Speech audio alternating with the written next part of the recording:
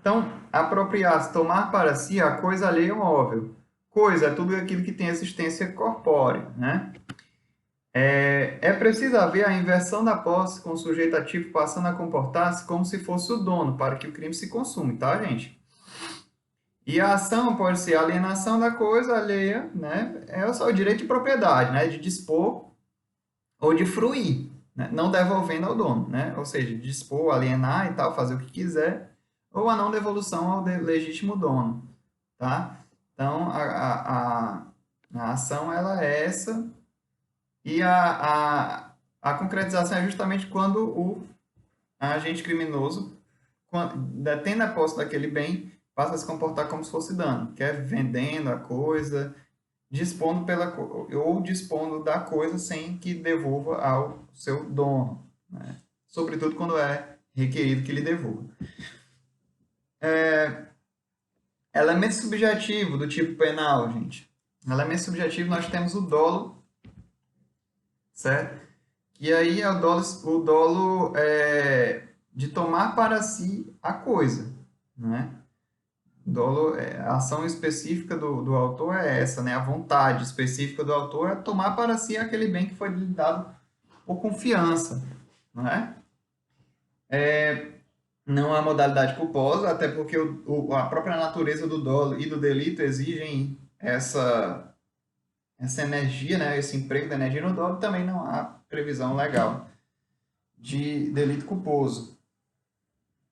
Consumação, já falei, com a inversão da posse no sentido do comportamento, sobretudo, né? Eu não digo nem inversão da posse, porque a posse já foi dada. Na verdade, a consumação se dá com a concretização do comportamento do agente criminoso como se proprietário fosse da coisa. Então, consertando aqui, o momento da consumação no crime de dano é o momento no crime de apropriação indébita, é o momento em que o agente, detentor da posse, se comporta como proprietário daquela posse, dispondo ou fruindo sem que devolva para o autor. É esse o momento. A tentativa ela é possível, logicamente, pode ser surpreendida, inclusive, pelo próprio dono da coisa. A causa de aumento de pena, né? A pena é aumentada de 1/3 quando a agente recebeu a coisa em depósito necessário, na qualidade de tutor, curador, síndico, liquidatário, inventariante, testamenteiro,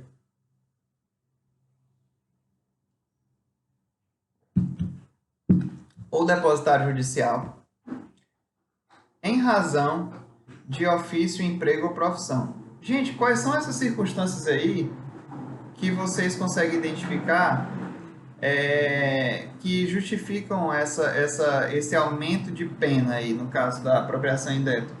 É justamente, gente, a confiança, certo?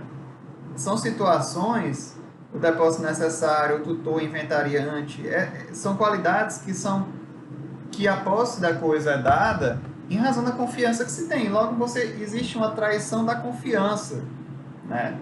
Então, demonstra que o dolo é mais grave ainda, né? A finalidade do autor é mais gravosa, né? Ela gera mais danos ainda. Nesse caso aqui, a ação penal ela é pública incondicionada, tá? Logicamente, você tem que dar uma olhada nas escusas absolutórias do artigo 181 e diante, tá, gente? Não deixem de ver. Pena de reclusão de 1 a 4 anos. É uma pena até assim, razoável. Beleza, gente? Vamos seguindo aqui. A gente viu dano, vimos apropriação indébita. Eu queria ver com vocês a apropriação indébita previdenciária, tá? Artigo 168. O artigo 168, 168A. Deixar de repassar A previdência social, as contribuições recolhidas dos contribuintes no prazo e forma legal ou convencional. Pena de reclusão de 2 a 5 anos e multa. As mesmas penas incorre quem deixar de recolher no prazo legal contribuição ou outra importância destinada à previdência que tenha sido descontada de pagamento efetuado a segurados, a terceiros ou arrecadado do público, e recolher contribuições devidas à previdência que tenham integrado despesas contábeis ou custos relativos à venda de produtos ou à prestação de serviços. Inciso 3. Para pagar benefício devido a segurado, quando as respectivas cotas ou valores já tiverem sido reembolsados à empresa pela Previdência Social. Parágrafo 2º. Caso de extinção de punibilidade. É extinta a punibilidade se o agente espontaneamente declara, confessa e efetua. Não basta declarar e confessar, tem que pagar, tá, gente? E efetua o pagamento das contribuições, importâncias ou valores e presta as informações devidas à Previdência Social, ou seja, conserta o erro, né?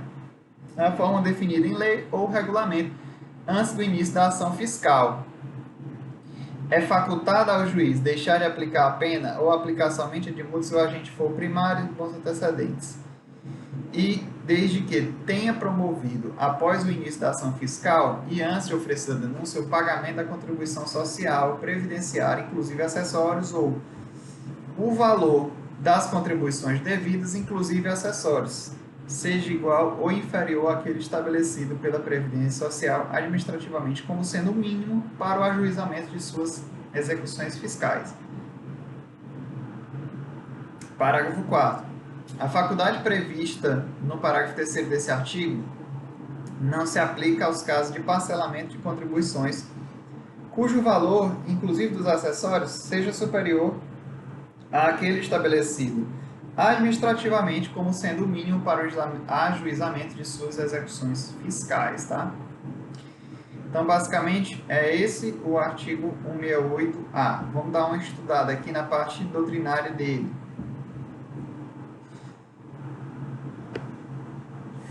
Um artigo bem longo. Bom, bem jurídico tutelado. Tutela-se aqui, gente, o custeio da Seguridade Social, né? Lembrando que o artigo 195 da Constituição, ele versa a respeito da Previdência Social, certo? Então, tutela-se o custeio, né? A proteção do custeio da Seguridade Social, que inclui Previdência Social, Saúde e Assistência Social. E o patrimônio, né? Da Seguridade Social, tá, gente? O sujeito ativo, ele é próprio, né? No caso aqui, ele é o administrador da empresa, você vê pela própria redação do tipo penal é direcionada para o agente que tem essa condição, né? Ou seja, sócios, gerentes, diretores e administradores. E o sujeito passivo é próprio também, no caso, o ente público, especificamente o INSS, tá? Então, tipo objetivo, gente, deixar de repassar, ou seja, retirar de uma pessoa e não enviar para quem de direito, ou seja, retirar do empregado e não recolher, ou seja, não enviar para o INSS. Arrecadadas, recebidas dos empregados, né? Ou seja, se arrecadam os valores dos empregados, mas não há o devido repasse ao INSS. Basicamente, o tipo objetivo, a adequação típica é essa, tá?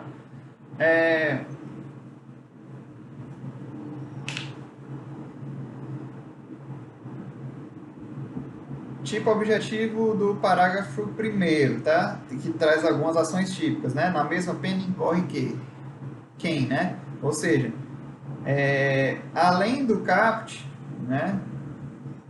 Além do CAPT do 168A, o parágrafo 1º ele traz exemplos, tá? Ele traz exemplos de situações, de figuras típicas também, que incorrem na mesma pena do CAPT.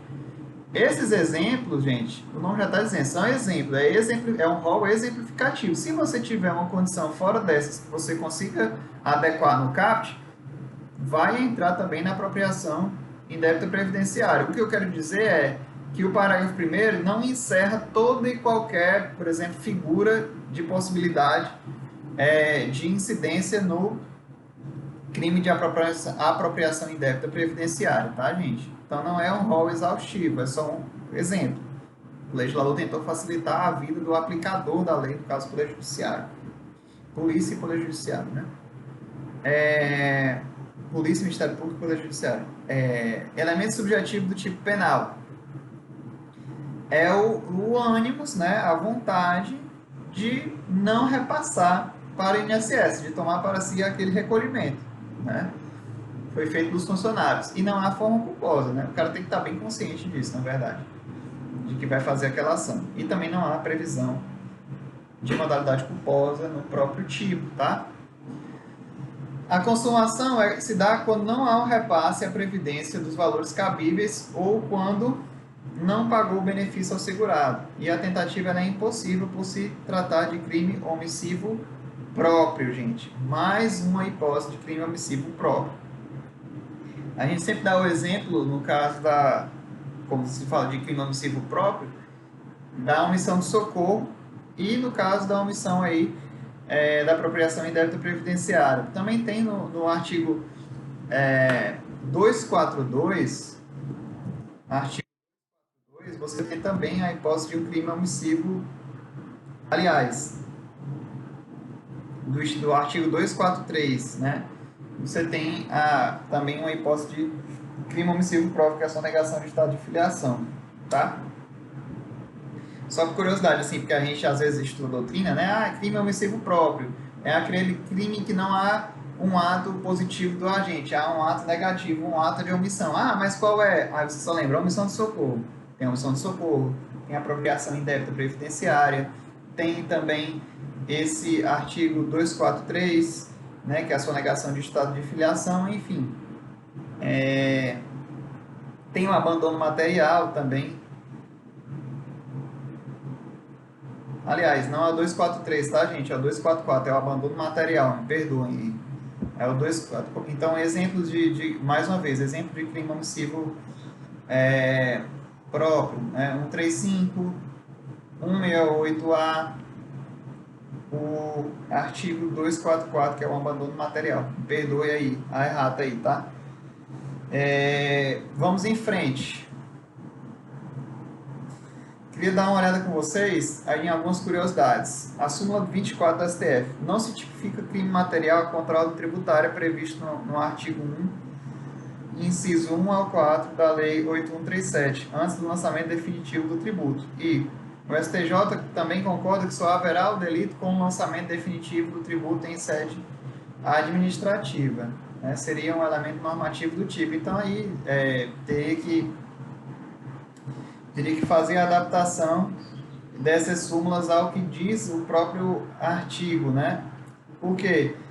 Porque existe um descompasso aí entre o artigo e as súmulas, né? Tanto do STF como o entendimento do STJ. Por quê? Porque para esses tribunais não se tipifica o crime material contra a ordem tributária, né? Que aí você tem, querendo ou não, um repasse, né? Antes do lançamento definitivo do tributo. E o STJ concorda que só haverá o delito com o lançamento definitivo do tributo, né? Então, se você paga antes, né, não tem delito. Causa instintiva de punibilidade. Parágrafo 2º, né? Uma chance a mais para quem se apropriou dos valores e arrependeu-se antes de iniciação fiscal. Perdão judicial, parágrafo 3º. É facultado ao juiz deixar de aplicar a pena no caso que o agente for primário e bons antecedentes e tenha promovido antes da ação fiscal e antes de oferecer o denúncio o pagamento da contribuição ou o valor das contribuições devidas. Né? Perdão judicial. Beleza? O que é valor insignificante? Para o STJ, R$10.000, tá? Para o STF, R$20.000. Tranquilo? A ação penal é pública incondicionada e a competência ela é, logicamente, federal. Tá bom?